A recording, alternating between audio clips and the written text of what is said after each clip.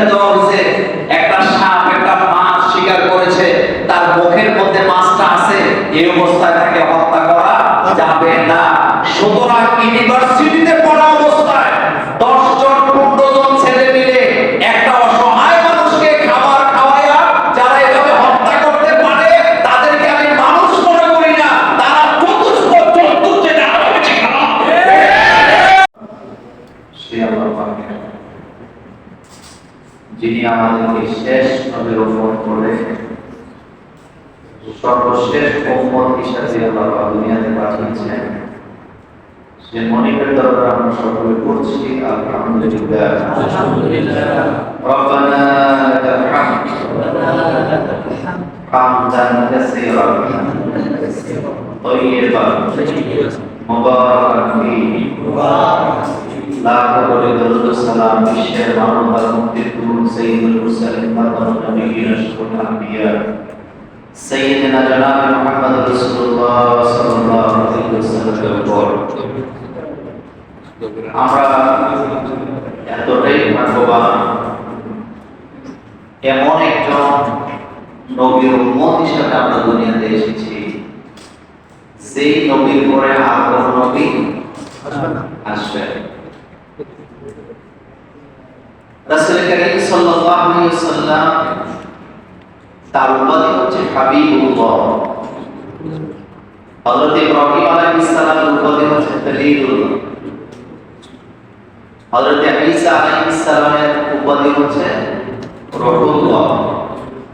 হযরত আদম আলাইহিস সালামের উপাধি হচ্ছে সফিউল্লাহ।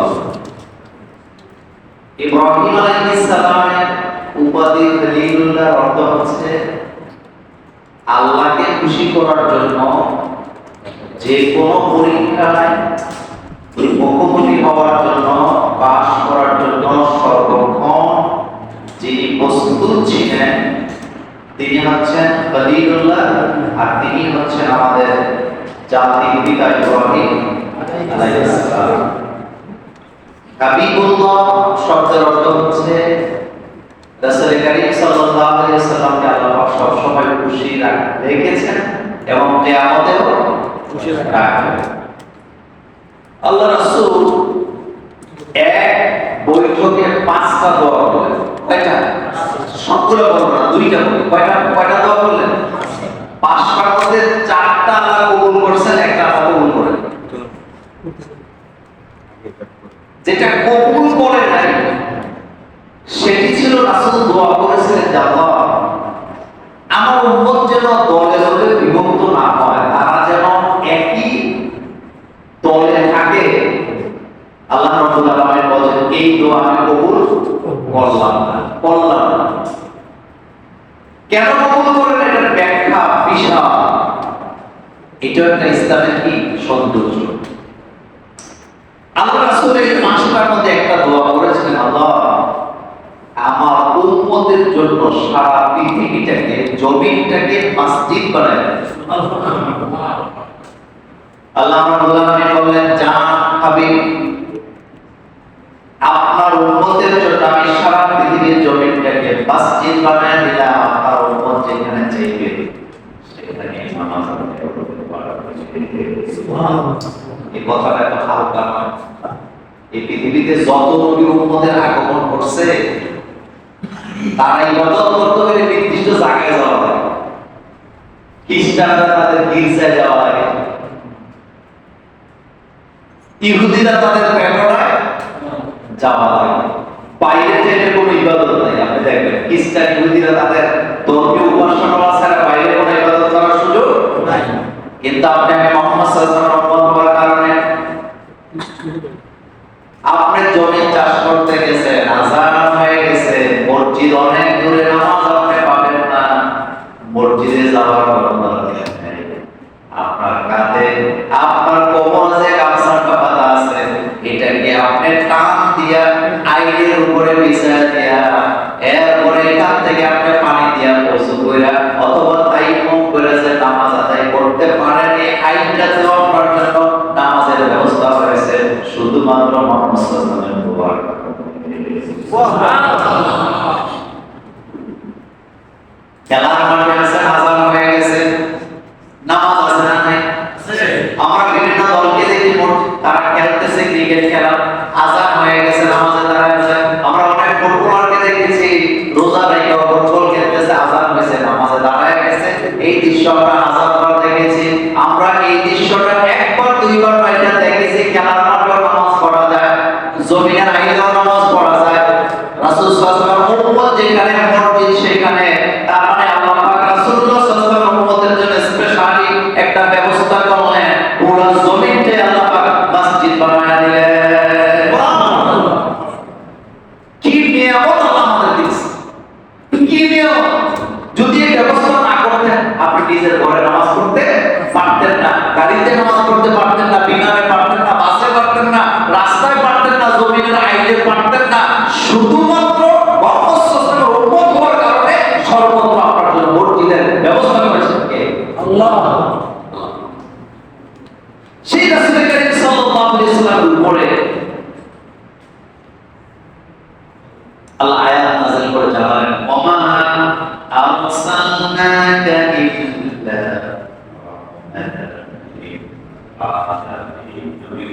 সারা পৃথিবীর অর্থাৎ তিন আলামের সমগ্র জাহানের জন্য আমি আপনাকে রহমত হিসেবে করেছি।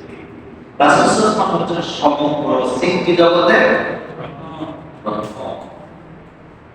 রাহমাতুল লিল আলামিন, বিশ্ব জগতের রহমত হিসেবে আমি আপনাকে দুনিয়াতে পাঠিয়েছি। এটি গুরুত্বপূর্ণ পয়েন্ট আমি আপনাদের এখন বলি। রাসূলুল্লাহ সাল্লাল্লাহু আলাইহি ওয়াসাল্লাম হচ্ছেন পৃথিবীর জন্য রাহমাতুল লিল আলামিন। রাসূলুল্লাহ সাল্লাল্লাহু আলাইহি ওয়াসাল্লাম যে যুগে দুনিয়াতে আসছে, ওই যুগটাকে বলা হয় জাহিলিয়াতের যুগ, অন্ধকার যুগ, বর্বরতার যুগ বলা হয়। বলে কিনা? বলে। কিন্তু আপনাদের কাছে একটা প্রশ্ন করি, রাসূল করিম সাল্লাল্লাহু আলাইহি ওয়াসাল্লামের যুগে যাদেরকে জাহিল বলা হয়েছে অথবা যাদেরকে অন্ধকার বলা হয়েছে, সেই লোকগুলা বর্তমান যুগের জাহিলদের চাইতে খুব বেশি খারাপ ছিল না? কথা বুঝেন? খুব বেশি খারাপ ছিল না? রাসূল করিম সাল্লাল্লাহু আলাইহি ওয়াসাল্লামের যুগে যারা জাহিল ছিলেন, তারা জানতেন না কিভাবে আধুনিক কায়দায় হত্যা করা যায়। এত খারাপ তারা ছিল না। পিটাইয়া পাটাইয়া খেতলাইয়া মানুষকে ফেলে দিয়ে চলে যেত, সম্পদ নিয়ে চলে যেত। কিন্তু এখন যে হত্যাকাণ্ড হয়, এটা কি আগের চেয়ে আরো ভয়াবহ হয়েছে কিনা? আসতে বলেন, ওই জায়গাটাতে একটু পড়ে যায়। আপনি কি চিন্তা করছেন রাসূলুল্লাহ সাল্লাল্লাহু আলাইহি ওয়াসাল্লাম নবুয়তের আগের যুগকে বলা হয় অন্ধকারের যুগ, কিন্তু আমি আপনাদেরকে 100% গ্যারান্টি দিয়ে বলি, ওই যুগের মানুষগুলা চুরি করত, ডাকাতি করত, সবই ঠিক ছিল। কিন্তু বর্তমান যুগের মতো মেধাবী বিশ্ববিদ্যালয়ের বড় ছেলেরা এদের মধ্যে এরা যে জঘন্য অপরাধ করেছে, ওই যুগের লোকদের যে আরো জঘন্য অপরাধের হাত তৈরি করেছে। একটা মস্তিষ্ক বিকৃত লোক, যার মাথার ব্রেন ঠিক নেই, যে পাগল, যে লোকটার কমন সেন্স ঠিক নাই, এক কথায় পাগল। পাগলের কোনো শরীয়ত নেই, পাগলের কোনো এই মানে একটা লোক বা ইউনিভার্সিটির ছেলে যেখানে মেধাবীরা ভর্তি হয়, নিজেদেরকে যারা মেধাবী বলে দাবি করে, একটা পাগল লোককে ধরে নিয়ে চুরির অজুহাতে বিনা প্রমাণে তাকে পাক খাওয়ায়। আপনি চিন্তা করতে পারেন, তাকে খাবার খাওয়াবার পরে সবাই মিলে একটা রুমের ভিতরে হত্যা করলো। এখানে 10 থেকে 15 জন ভার্সিটির ছেলে ছিল। আমার কলিজায় আঘাতটা লাগছে ওই জায়গায়। এই 15 জনের ভিতরে একজন কি মানুষ ছিল? একজনের ভিতরে কি মনুষ্যত্ব ছিল? একজন লোক কি বলতে পারলো না যে এই লোকটাকে এভাবে মারিস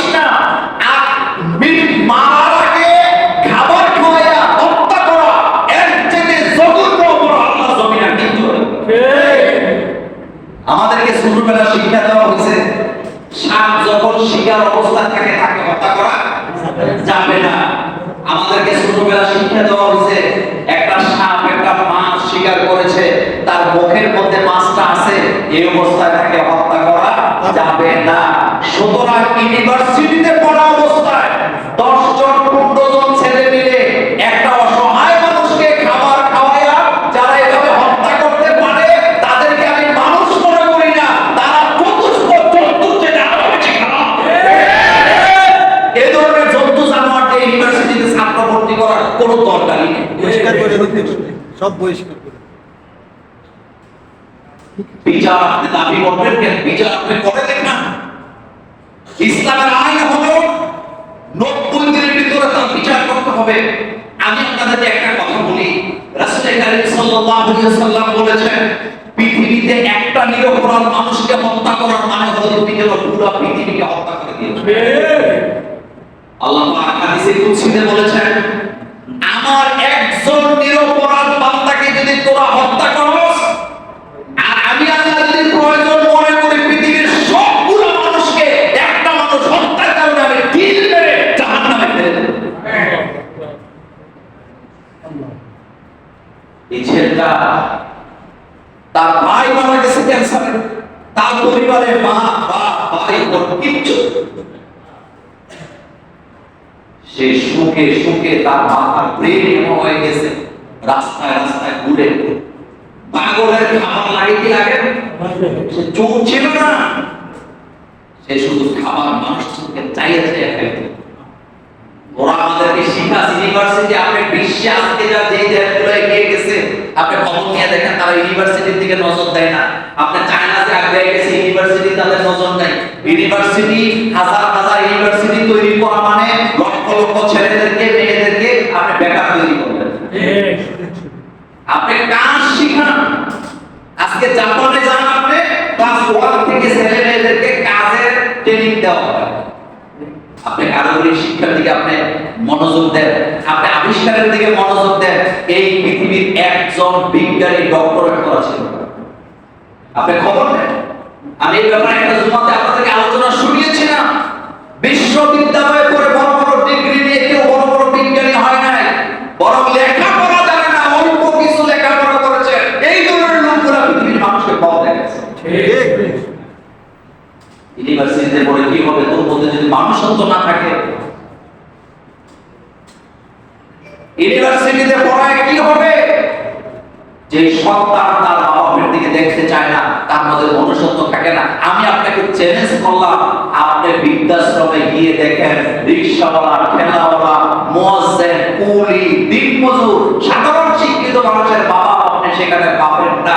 আপনি তাদেরকে পাবেন যারা বড় বড় ডিগ্রি নিয়ে অমানুষে পরিণত হয়ে মা বাবার খেদমত করা, মা বাবার প্রতি ihsan করা, দেওয়াও তারা ভুলে গেছে। একটা মানুষকে একটা মানুষ সভ্য দেশে এভাবে হত্যা করতে পারে? কলিজা আঘাত লেগেছে, আল্লাহর কসম আমার কলিজাটা ছিঁড়ে ছিন্ন ভিন্ন হয়ে গেছে। একটা মানুষকে একটা মানুষ এভাবে হত্যা করতে পারে? একটা মানুষও কি সেখানে ছিল? সবগুলোই কি হায়না ছিল? সবগুলোই কি হায়না ছিল?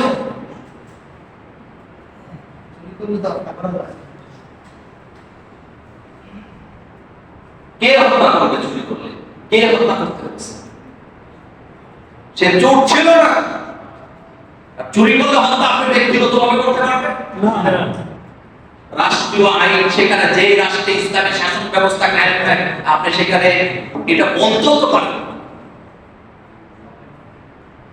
আইন কি নিজের হাতে তুলে নেওয়া যায়? আচ্ছা, এবার হাদিস শুনুন। হযরত ওমর রাদিয়াল্লাহু তাআলা যখন খেলাফতের দায়িত্বে ছিলেন, তিনি ঘোষণা দিয়েছেন, পেটের দায়ে কেউ যদি চুরি করে তার হাত কাটা যাবে না। পেটের দায়ে কেউ যদি চুরি করে তার হাত কাটা যাবে না, যাবে না। এই কথা লুট কত! তার মানে আগে খাদ্য বাসস্থানের ব্যবস্থা করতে হবে, এই হলো দাবি। এই পয়েন্টে আমার কথা আফসোস লাগছে, ইউনিভার্সিটিতে পড়ুয়া পড়া হয় এমন হয়, মেধাবীরা কি এমনই হয়? আবেগে বলে মারছে, আবেগে পেটেছে। আবেগে মারছে। আমি আমার ছেলেকে মেয়েকে ওই ধরনের ইউনিভার্সিটির ছাত্র বানাতে চাই না যাদের মধ্যে মনুষ্যত্ব নাই। ঠিক। আমি চাই না এমন ছাত্র, আমি চাই না এমন সন্তান। আমি আমার সন্তানদেরকে সবসময় বলি, আমি রোল নাম্বার 1 চাই না, আমি ভালো মানুষ চাই। আপনি আজকে বাড়িতে যা বলবেন আপনার সন্তানকে, রোল নাম্বার 1 দরকার নাই, রোল নাম্বার 1 হওয়া দরকার নাই, ক্লাসে পাস হওয়া দরকার নাই, ইউনিভার্সিটিতে ভর্তি পরীক্ষায় পাস হওয়া আমি চাই না। আমি আমার সন্তানকে মানুষ হিসাবে দেখতে চাই। ঠিক। একটা ঘুরে যাওয়া সমাজ ব্যবস্থাকে পরিবর্তন করার জন্য পৃথিবীতে আগমন করেছে মুহাম্মাদুর